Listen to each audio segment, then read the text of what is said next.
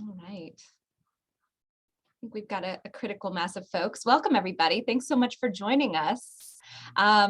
I'm Allison Korn. I'm the Assistant Dean for Experiential Education at UCLA School of Law, and am really excited to welcome you back to our Teaching Justice webinar series and for our final session of the 2021-22 school year.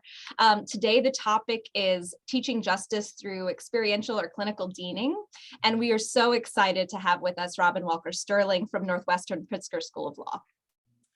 Hello, everyone. I'm Layla Halas. I'm the co-director of the Immigrant Rights Clinic at Tulane Law School. I'm the former co-chair of CLEA's Best Practices Committee, which this project is a subcommittee of.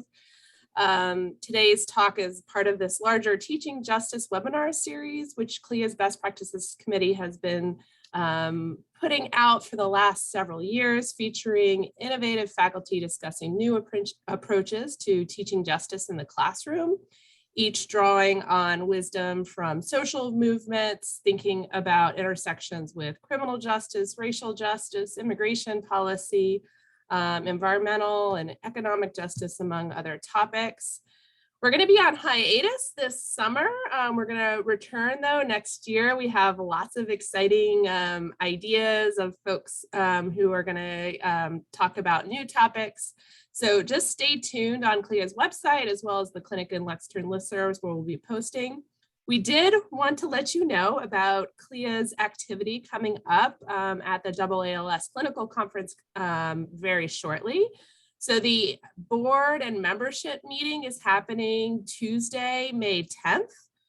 Unfortunately, for those West Coasters, it will be at 7 a.m. It'll be 10 p.m. Eastern time. Apologies to everyone. The conference is just really packed. I'm going to post there'll be a Zoom link sent later with that. But again, that's Tuesday, May 10th. There's going to be the annual CLEA Awards Thursday, May 12th. That'll be at 2:30 Pacific time, 5:30 Eastern time. And then later that night, we are bringing back our trivia night. We're going to have a celebrity guest host of trivia night, who is featured right here, our own Gautam of Jeopardy fame.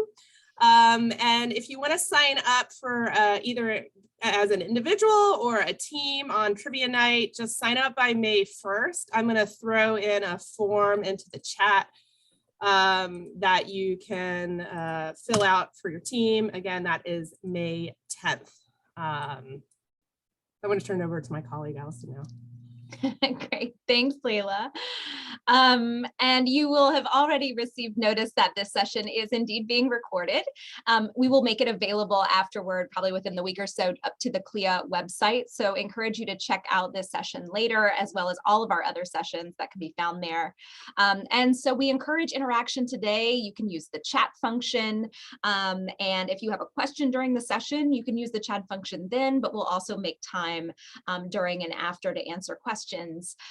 We're asking everybody to please mute their microphones, but if you're comfortable, please feel free to keep your video on. And with that, I'm going to hand it over to Robin. Thanks again so much for joining us.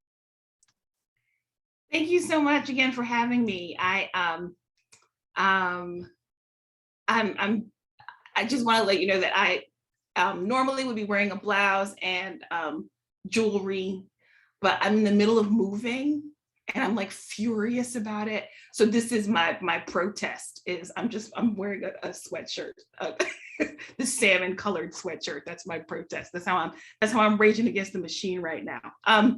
So I'm thrilled to see everybody here. I thought that I would just talk about some of the general sort of guiding principles that I use around in my everyday as an experiential dean, and then also talk about specifically focus a bit on our DEI work in the clinic at Northwestern, and then open it up for questions and comments and discussion. I'm sure that'll take us up to the hour. So as for those of you who don't know me, I'm Robin Walker Sterling. I was at the University of Denver from 2010 to 2020, where I taught the criminal defense clinic and the immigration law and policy clinic. And in my last few years there, I was co-director of the clinical program there. And now I am at Northwestern, where I'm associate dean for clinical education, and I'm also director of our Bloom Legal Clinic, which is a pretty large clinic of, I think I would say we have somewhere between 35 and 40 clinic faculty, and that doesn't include fellows. So we also have fellows, and it's a pretty big program with a pretty wide range of clinical offerings and lots of different subject matter areas for the students to practice in. And something like 90% of students each year, 90% each year take a clinic. We don't have first years in our clinics, so it's just second and third years. So the clinics are pretty popular, and which is, I'm sure, true at all of your institutions as well. But there's a little bit of a disconnect, because even though clinics are often central to students' experience, in a lot of ways, in terms of status and other things, clinics are not seen as central to a law school's mission. And so, so when I took on the deanship, I did it having in mind a talk that I heard by Camille Nelson, who is now dean at Hawaii. At the time, she was dean at Suffolk, and she gave a talk and she called it critical race deaning. And so I'm going to steal that phrase from her to just change it to critical race clinical deaning. Because I do find actually that there are a lot of principles from critical race theory. I'm a critical race theorist. So there are a lot of principles from critical race theory that help me in this framework. I'm not saying that there's a one-to-one correlation or anything like that, but I'm saying as sort of like a framework in terms of helping me to approach how to lead the clinic program and how to make sure that we are on the path to claiming the space that we should be claiming in the law school. There are a lot of principles of critical race theory that are helpful to me. And so I'm just going to share a few of them first, and then I'll focus specifically on our DEI efforts that we've been working on for the last couple of years, and then questions. So, and this is sort of in no particular order, because again, I'm rebelling because I'm moving. So, so the first thing I'll point out is that the issues between, and a lot of these will seem sort of self-evident, but it's helpful to me to sort of be anchored or to remind myself about these things every now and then. So the first one is the idea that the legal academy as it exists is not built to accommodate clinical legal education. It's not built to accommodate clinical teaching, right? Which means that a lot of the resistance that we face is systemic, right? It's not personal, it's systemic. It's just embedded into sort of how legal education is built.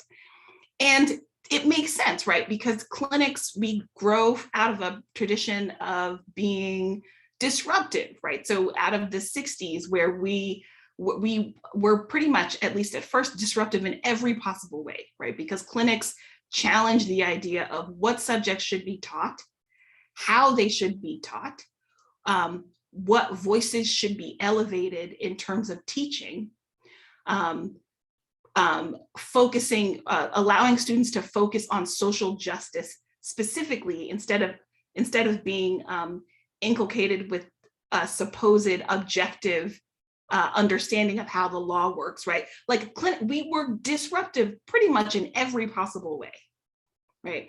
So it makes sense that there continue to be these tensions. And so that's helpful to me to remember, because so that when we come upon issues that are, contentious in the faculty, it helps me to remember that a lot of that resistance is just sort of going to be built in, right? So issues that might seem like they should be neutral are not. So for example, grading, right? I know there's lots of places where there's advocacy around what the curve should be and which is there a different curve in the clinic, and students are taking clinic courses for the easy A and whatever else, right? But there's a basic issue there where I think if you ask the run-of-the-mill research faculty member the purpose of grading, they would say the purpose of grading is to differentiate one student from the next, so that law firms know, or whoever's hiring knows, like what the capabilities of the student, right?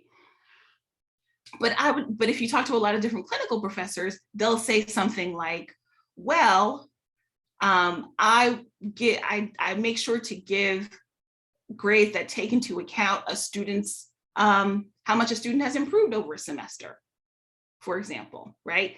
Something that's not necessarily reflected in grades from research professors, where you just have an exam at the end of the semester and either you get it or you don't, right? As opposed to working in a clinic and having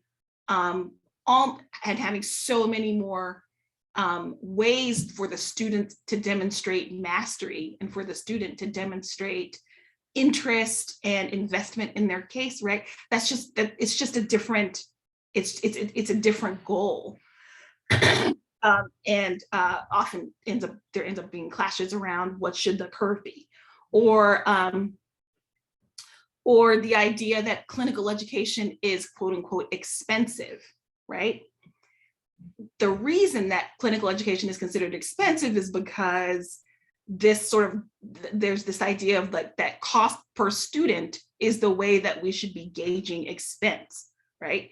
Like, and so larger classes are more efficient or get better, are save more money than smaller classes, because that's the stated goal, right? But what if you have, larger classes that are producing people who are, unscrupulous lawyers, right? How many people have had the experience of, you've had a kid in your class, I shouldn't say kid, but I'm feeling old, but that you had a student in your class and you've had to tell them, like they're prepping an argument, and you say something like, well, I hear what you're saying. The problem with that though, is that you would be saying something untrue, right? Like students actually need to learn and know and understand all sorts of different things about what it means to practice law in an upstanding way that they don't necessarily get in large classes. And so if the goal were instead, I don't know how we would measure it, producing the lowest possible number of students with disciplinary actions or something like that, I don't know, then it might be a different calculus, right? Then suddenly maybe clinics aren't as expensive as they seem to be now, right? The metric would change. Or I'll give another example that, right, that there's the idea that there's a binary, right? That people are either teaching skills or theory. When I heard someone say something recently, which I thought was really useful, which is there are just some people who teach theory using theory, and then others of us teach theory using practice, right? Like there's not, that this idea that there's this fundamental tension or fundamental difference between what students are learning in the classes is false. And when I think of that, it helps me understand the sort of false mythology that has grown up around that difference in order to justify that difference, right? So that false mythology is something like, well, there's skills and there's theory, and skills faculty don't contribute to the research enterprise, so it's fair that they're paid less. Or skills faculty don't have as many credentials, so it's fair that they're paid less. Or they are not as important to the academic enterprise, right? Or they're, or more insidiously, these clinic faculty should be more grateful for the fact that they have jobs here, like that kind of thing. And I'm just articulating things that I think many of us have felt at different points. Maybe I hope. I mean, maybe you haven't had the situation where somebody like has said something straight out to you like that. I hope you haven't, but there's still that lingering, these lingering sort of misconceptions there. And when I put them in a framework of critical race theory, it helps me to map out a course of action. Well, one, it helps me to not internalize it quite as much. And two, it helps me sort of respond in a way that is constructive instead of not constructive. Okay, so that's one principle.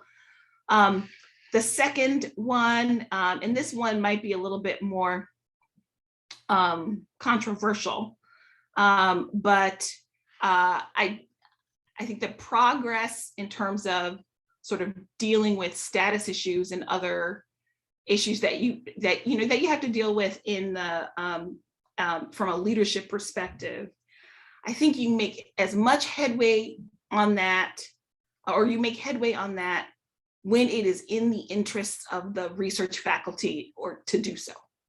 And that's when you make headway, which is not to say that you shouldn't seek out allies, because there are allies. There are people who sort of like want things to be more equitable just because they know it's the right thing to do. There absolutely are allies.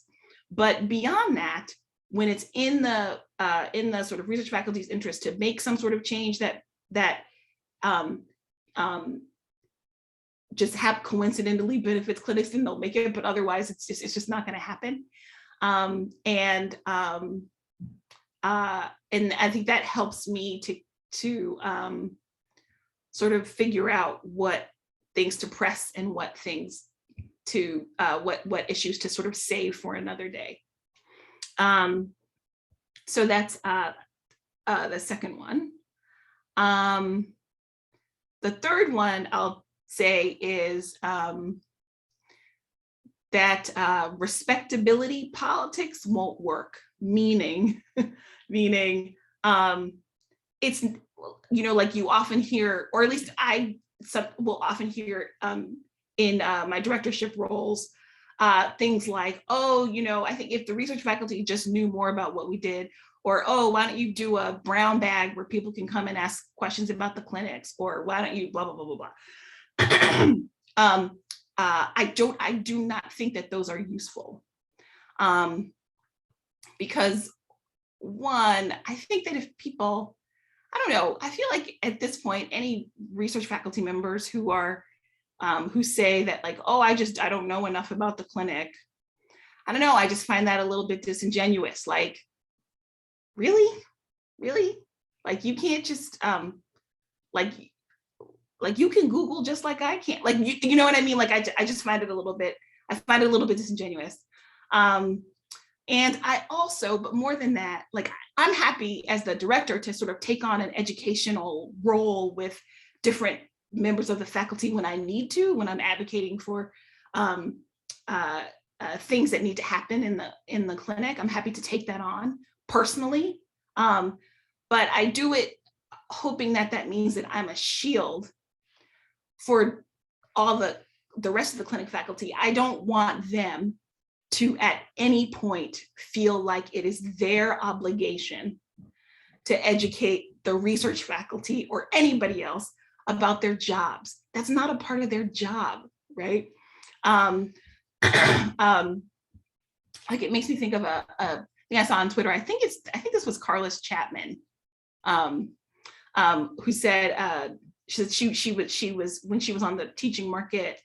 And Carlos she's African American, and she was on the teaching market, and some school asked her like what she'd be willing to do to sort of help with their relationship with the Black community in their particular city. And she said something like, well, do they need to form a limited partnership? Because that's what I know how to do, right?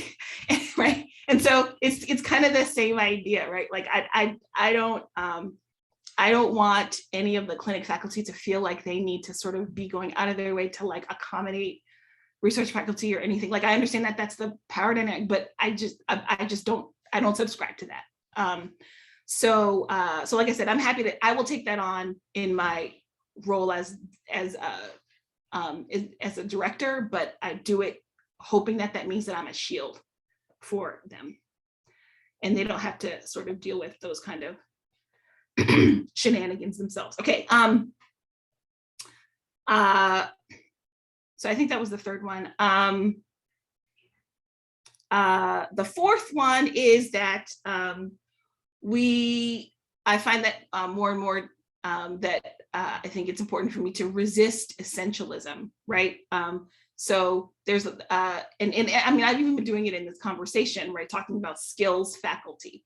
The fact of the matter is that clinical legal education has contributed much, much more to the progress of the enterprise of educating law students besides teaching law students skills, right? Like even the whole method, the pedagogy of clinical legal education, particularly as we see more and more research faculty adopt measures from that pedagogy, like we've contributed a whole new way for students to learn the law, right? A whole different way for them to interact with it, for them to, and you know, arguably a way that is more welcoming to traditionally marginalized or historically underrepresented communities in the legal profession, right? Like that in and of itself is a good. I would call that actually an unalloyed good, even separate from the practice and you know, skills and going to trial and actually all the good work that we produce for all the clients that we have. And so I find that it's important for me in conversations about this to sort of resist being flattened to the two-dimensional, oh, you're skills faculty, so you know, basically, because basically like we're doing a lot more than, you know, telling the student where to stand in the courtroom, right? And I think that we should be, we should have more, or at least I find that I have, in my thinking, I've had to evolve so that I have more swagger in my step about the contributions of clinical legal education. And then the last sort of general point that I'll use as a segue into our DEI work is that is you know, one of the sort of cornerstone points of critical race theory is praxis, right? That you got to like walk the walk.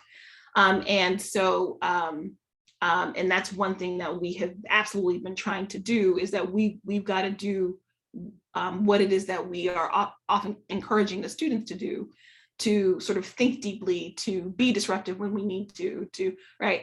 And it's an important question to consider as, you know, as we sort of gain more status, is that muting how disruptive we actually are, right? Like are we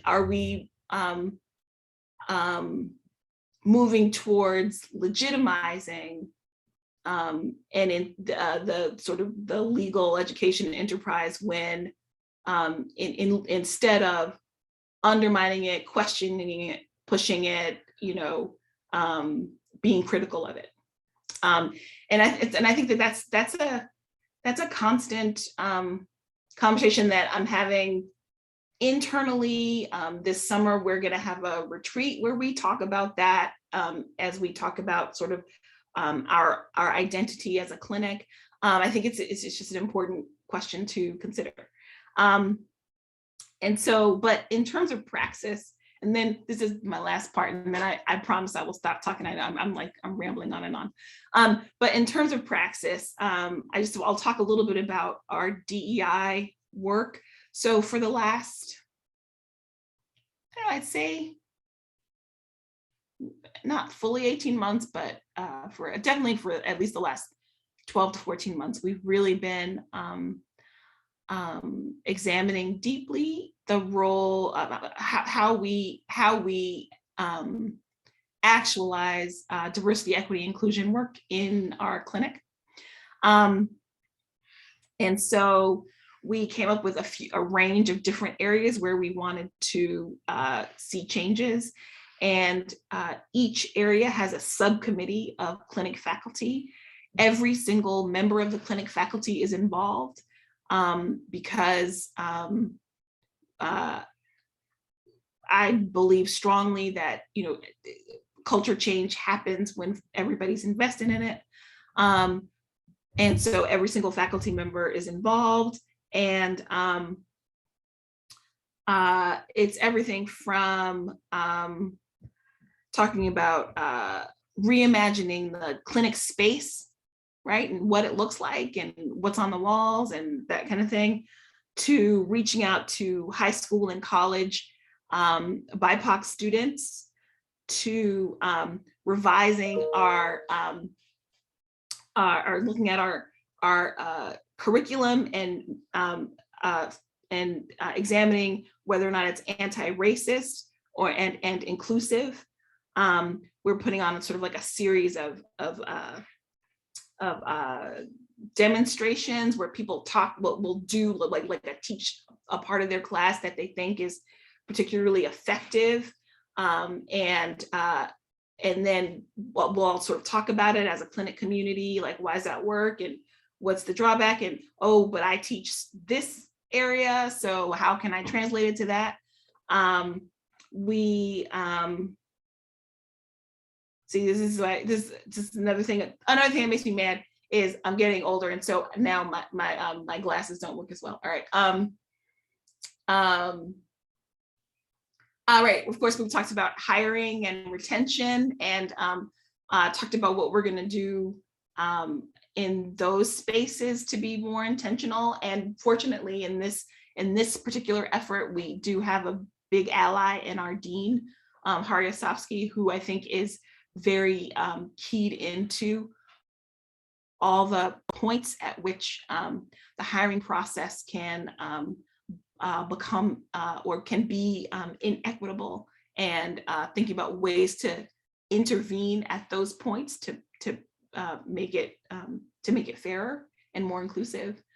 So those are some of the examples. But I'm gonna stop there and open it up for questions. I'm happy to talk about anything I've talked about, or pretty much anything else. If I can't answer the question, I'll tell you I can't, but chances are I will. Thank you so much, Robin. Yeah, so folks in the webinar, you can either, it's a small enough group where I think you can unmute yourself if you'd like, but also you can put something in the chat. And I'm also going to share something. I see Lori is raising her hand, so I'll turn it over to you, but I'm going to share something Robin wrote a while back about this topic as well. Thanks so much, Robin. This was so great, and this topic is so important, and I just so appreciated so much that you had to say. But one particular thing you just said really caught my attention. I'm so interested in your insight. You talked about how every member of your clinical faculty is engaged in this DEI work. how did you make that happen? Any advice to the rest of us who might have faculties who may not be quite as excited to be part of that particular project? Yeah, well, so first I'll point out, so everybody's involved. Not everybody's excited, but everybody's involved. And I pretty much just did that by saying everybody has to do something. And I mean, you know, we're all sort of, we're all such rule followers in a way. So, right, so people are involved. So there are some people who are far more invested than others. I mean, my main goal was, no worries. No, right. Yeah, exactly. That's the thing, is varying degrees of investment. And so there are some things that, this is a good point. So there are some things where people were happy to sort of take them on because they're tasks that they can sort of fit into their schedule, and it's easy to sort of work in. And then there are other tasks that we talked about where they actually were they said pretty clearly, well, we think that this is an important thing to do, but none of us have time to take this on. So Robin, we want you to take it on, and we will sort of support your efforts to do that. But what we want is for you to do this here, and then sort of like present it to us, and we'll sort of talk it over, and right. And so, yeah, so everybody's involved to a varying degree, but everybody's involved mostly because I just sort of set that as the requirement, that like that, and that at the time we were having these conversations, it was closer in time to the protests around Mr. Floyd's murder, and so it was easier then to say, look, like everybody in here knows that like things have to change, but it's just not gonna change by magic, right? Like you have to be in it, and either you're in it or you're not, right? So the requirement has to be that everybody's involved somehow, otherwise this just isn't gonna work. And we all as scholars and lawyers know that there needs to be change, but also like our students are calling on us to do something, right? Like we are people of action, and our students are calling on us to act. So we need to do that. So at that moment, that was a very, that clarion call kind of had more potency. I'll say something cynical, which is, unfortunately, I think it's just a matter of time before there's another thing that's gonna illustrate very vividly to people that things need to be different. I think one other thing I'll point out is that a big topic of discussion that have carried throughout all of our DEI discussions has been that the clinic, and I would say most clinics, have a history of doing racial justice work. And we had to talk about how that's actually not the same as diversity, equity, and inclusion work, right? That those things are different. As you know, as evidenced by the fact that I think there are only, right now, I think there are 3 Black clinicians out of the 35 to 40 in Northwestern clinic, right? Like that those things are different.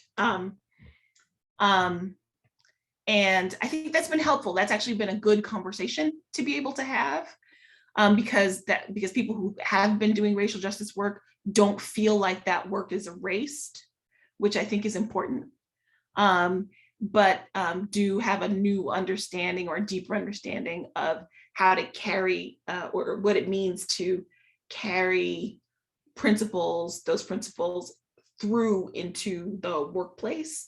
I got to say that I think particularly on this point, I have found that the clinic faculty at Northwestern have been just really great, like open and just like sincerely invested in changing and trying new processes that change that change things. So,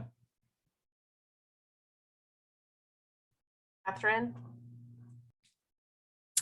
Yes, thank you, Robin. I want to echo what Lori said just a moment ago, that I was particularly intrigued by this sort of last topic about having committees or the clinicians specifically sort of presenting or being involved in, and I was just very practical focused. So how often do you meet, and how does that work? sure. And is this at the exclusion in a meeting of other sort of communal? I mean, I just, the real practicalities of it, I'm curious about. Yeah, so we have a clinic-wide diversity, equity, and inclusion committee that has like, I don't know, I'd say maybe 7 or 8 people in it.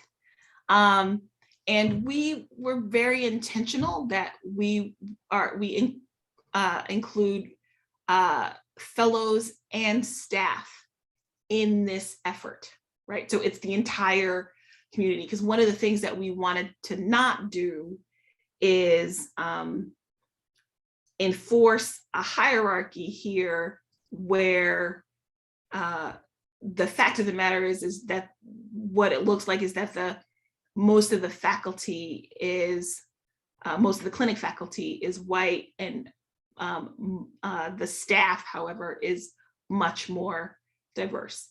And so we didn't want to create a situation where it's like the clinic faculty comes, you know what I mean, like that, because that's whack too, right? So we created a DEI committee that has clinic faculty and staff. And we met a few times, but we put in a lot of work. We met once a week for a while. And we basically came up with a bunch of different ideas about, I'm sorry, I'm messing up the order. I think the very first thing we did was we had an anti-racism training. Which was helpful because that training introduced a lot of terms and definitions so that we were all working with a common language when it came to DEI issues. And then after that training, we formed a DEI committee that pulled sort of various topics that were prevalent in that training. And we met for a while, and then we created basically a list of sort of different potential issues coming out of that training that it seemed like people cared about. And on that list were the topics that I read to you. And then we let people opt into whichever one was most interesting to them. And then the original DEI subcommittee, we became sort of like liaisons or point people for, 1 or 2 committees. And the committees were able to themselves either decide that they had a chair or not, either way. And then we let them know, they met for a while, and then we let them know that they would have to present their sort of action steps to the group on a certain day. And we set aside, I think it took us 2, maybe 3 half days, so 3 different mornings. And this was always, it was best for this to happen either at the very end of the semester or the very beginning, before everybody was overwhelmed with their coursework.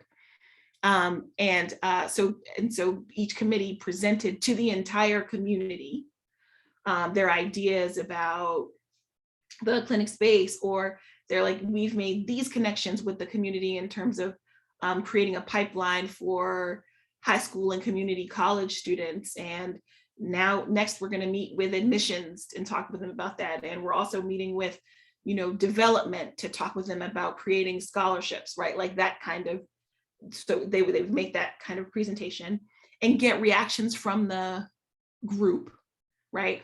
And usually it was like, oh, I know so-and-so at so-and-so, I'll connect you with them, like that kind of thing. And then we're just gonna have check-ins like that, like every, like 6 to 9 months. Like we'll just be like, okay, it's gonna be time for the DEI committees to report out. And so those are the logistics of how we sort of kept things moving. Was that helpful today? Did that answer your question? Sorry. Yeah, it was. And I actually put in the chat, if Robin, if you feel comfortable sharing in writing, because I didn't get all the committees that you sort of ascribed to. I mean, If you say them, Robin, I'll write them down in the chat. Okay. And then Eve will go. Okay. So anti-racist / inclusive education. And that would include things like creating an online resource bank of lessons plans and articles and videos that all the clinic faculty can consult when they need to. We did this year for the first time a clinic-wide lawyering, race in lawyering series. So different clinics put on some speaker or presentation relevant to that topic. So one center did a symposium about gun violence, and another center had a brown bag speaker, right? So just whatever they were able to do, but it was clinic wide. And then that series that I had mentioned before about everybody, or people, well, not everybody, because there's only so many Mondays in the summer, but people sort of taking time to present, to teach a part of a class that's worked particularly well in terms of inclusivity, and share that with everybody, and then talk with everybody about why it worked, or right. So that's one, anti-racist / inclusive education. Another is BIPOC hiring, promotion, and retention. And there we talked about things like making sure that we have mentors for new hires, that we, right, like things like that. Make sure that we're reaching out to diverse listservs when we're posting on diverse listservs, like that kind of stuff. Then third is community building, which is exactly what it sounds like. So social gatherings for everybody, creating an appreciation board, either online or actually in the office. We were thinking online only because now everybody's schedules are staggered, right? So people spend like 2 days in the office, so right. That kind of thing. Having a movie night, people were really interested in having a movie night. So things like that. The next topic is reimagining the clinic space, which is exactly what it sounds like. And then next was creating a pipeline to high school and college BIPOC students. And we've made already some great community connections to facilitate that. Anti-racist inclusive curriculum, which is tied to anti-racist inclusive education, right? But that's more of doing an inventory of working together, each clinic working together to do an inventory of your curriculum to make sure that it's anti-racist and inclusive. And like sharing language to include in your syllabus, for example, just like stuff like that. And BIPOC student recruitment and support. And that's, like meeting with affinity groups and that kind of thing. So those are the different. Thank you. That was Sure. helpful and inspiring. Thanks, Robin. And then Eve, I know, has a question. Hey, Robin, Eve. it's so great to see you, Robin. And I've been, watching from afar as you transition to Northwestern, and it's just really exciting and wonderful to see. So thank you for sharing your time today and your wisdom. It's always helpful. I'm here. I'm That's not. so nice. Thank you. I'm not deaning. I'm actually here with Lydia Nussbaum, who's on the call, but she knew she had to step away. So she asked me to be here. She's our acting Dean of Experiential Education at UNLV right now. And I guess my question is more, it's really wonderful to hear about all these like intra-clinic things that you're doing, but I wonder if you could say a little bit more about what the interface between that and the administration or your research faculty has been like. And I was especially thinking of how, if you're coming up with hiring suggestions, you then got to interact with your appointments committee and so forth. So I just want to hear a little bit more about that part. So thank you in advance. Yeah. So right. So when there are places where there are intersections with the larger community, we are happy to do that. Though we did decide that basically last year we had an interim dean, and one of the things that he asked us all to do was he asked everybody to come up with a department specific DEI plan. And so this partly grows out of that. And so for hiring, for example, right now at Northwestern, the hiring process for the clinic is completely separate from the hiring process for research faculty. There isn't a single appointments committee.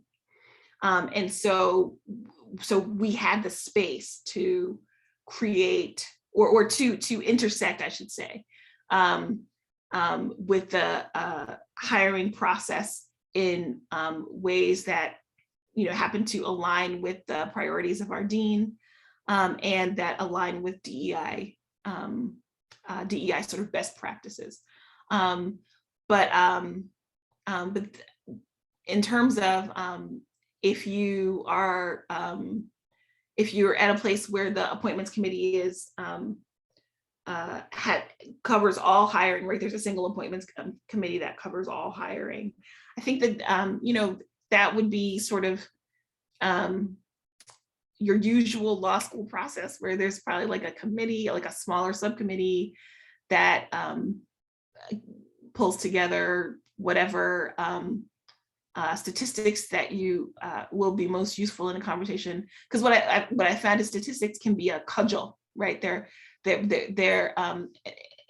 helpful in facilitating conversation in a way that keeps people's feelings from being too hurt. It's like, well, the numbers say what they say, right? So but I think but in that situation, I think it would be sort of like the more, the dean would do a subcommittee. The subcommittee does a report to the faculty, and then and then you go from there.